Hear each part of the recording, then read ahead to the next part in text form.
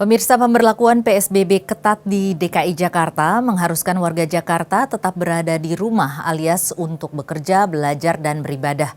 Hal tersebut berdampak kepada aktivitas jual beli di pasar dan Ikatan Pedagang Pasar Indonesia IKAPI mengaku terpukul dengan kebijakan ini.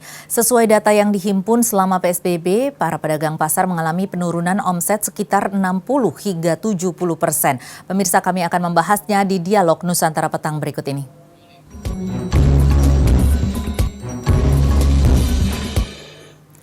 Ya, dan sudah bersama saya ada Mas Renaldi. Beliau adalah Ketua Bidang Infokom DPP Ikatan Pedagang Pasar Indonesia atau IKAPI. Selamat sore, Mas Renaldi. Sore Mbak Tasya. Iya, Mas Selamat Renaldi, sore. ini PSBB sudah kembali diperketat. Bagaimana para pedagang pasar menyikapi hal ini, terutama dari IKAPI sendiri? Ya, dari IKAPI sendiri kami menyikapi kekecewaan yang luar biasa terhadap pemberlakuan PSBB total per hari ini oleh Provinsi DKI Jakarta. Dan memang omset kami cukup terjun bebas, Mbak. Sejak Maret hingga September ini sekitar 60-70%. Lantas diberlakukan lagi PSBB ini untuk memutus mata rantai penyebaran COVID-19. Bahwasanya IKAPI telah memberlakukan atau menghimbau pada seluruh anggota kami di seluruh daerah agar menerapkan protokol kesehatan yang baik dan benar. Dengan cara apa? Dengan cara mencuci tangan, menggunakan masker, lalu menyediakan hand sanitizer, dan juga mencuci tangan di tiap-tiap blok pasar yang disediakan. Kami juga merekomendasikan ke beberapa pemerintah provinsi, daerah, seperti contoh di Pasar Raya Padang, ada komunikasi yang cukup baik, cukup intens antar wali kota dengan pedagang pasar di pasar raya. Alhasil dengan komunikasi dan edukasi yang disampaikan mengenai bahaya COVID-19 ini, alhamdulillah Pasar Raya Padang pedagangnya sekarang sudah sudah tidak bertambah lagi jumlah penularan COVID-19-nya. Contoh di Pasar Bendo Trenggalek itu ada pembatasan antar pedagang dengan pembeli dengan partisi atau sekat plastik. Ini upaya-upaya ini justru tidak terlihat di DKI Jakarta, Mbak. Seharusnya DKI Jakarta menjadi barometer mengenai contoh menerapkan protokol kesehatan yang baik dan benar. Di Pasar Salatiga juga ada pengaturan jarak antar lapak pedagang pasar agar tidak langsung bersentuhan atau interaksi langsung.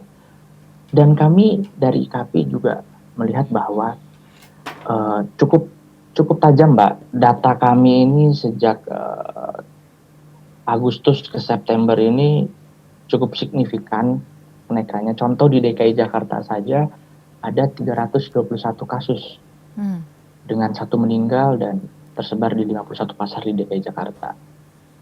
Untuk skala nasional itu ada kurang lebih 1.344 kasus dengan jumlah 47 meninggal. Itu tersebar di 239 pasar di 27 provinsi dan tersebar di 96 kabupaten kota. Ini menjadi perhatian serius dan ini menjadi perhatian bagi kita semua. Gak hanya IKAPI secara mandiri untuk menggalakkan bahaya COVID-19 ini, untuk mengedukasi bahaya COVID-19 ini pada pedagang pasar di seluruh Indonesia, tapi kita harus juga melakukan komunikasi dan koordinasi dengan semua pihak. Tidak hanya IKAPI, ada BUMD, ada juga influencer, ada bank-bank yang bisa melakukan CSR untuk mengadakan yang namanya pengadaan kayak sabun cair yang nggak dicampur air ya Mbak ya, pure sabun, betul-betul untuk cuci tangan di tiap-tiap blok pasar. Iya, Karena kan artinya ini kan berdasarkan hasil evaluasi Anda pada sejak pertama PSBB ini terjadi peningkatan secara signifikan atau peningkatan tajam penderita kasus positif COVID-19 yang dari klaster pasar, sementara juga di saat yang bersamaan ada penurunan omset sebesar 60 hingga 70%. Apakah ini berarti Anda setuju dengan adanya PSBB kembali diperketat?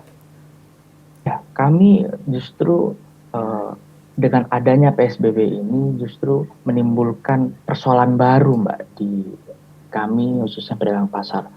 Persoalan barunya adalah ketika omset kami pedagang pasar sudah turun 60-70% dan akhirnya sekarang dipaksa untuk dibatasi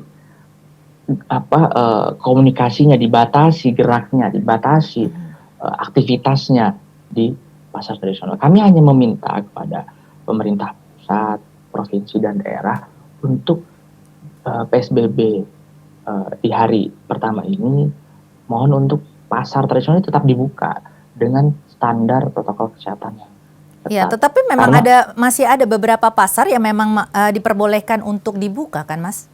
iya betul. Namun balik lagi Mbak Tasya, ini menjadi catatan kami juga sejak PSBB pertama transisi dan hari ini berlakukan PSBB kembali. Penurunan daya beli itu meningkat gitu. Akhirnya yang pengunjung merasa takut datang ke pasar,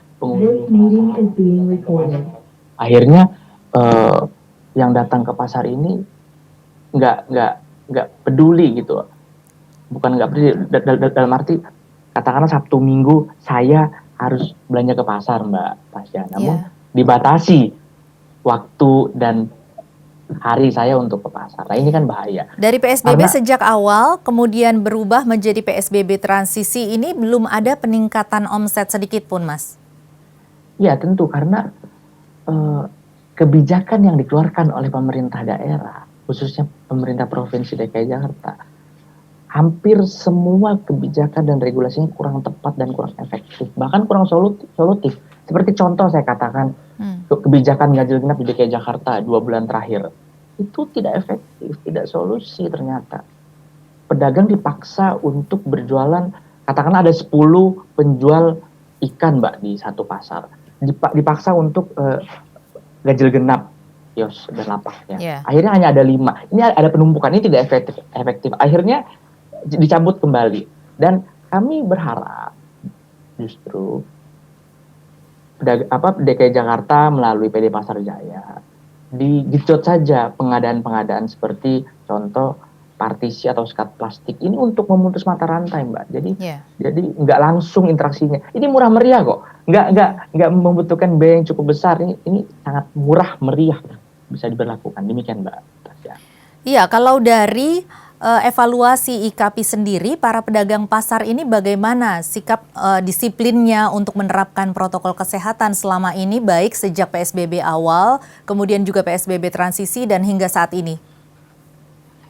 Iya, ada kurang lebih 400.000 pedagang pasar, pedagang tradisional dan kaki lima ya Mbak.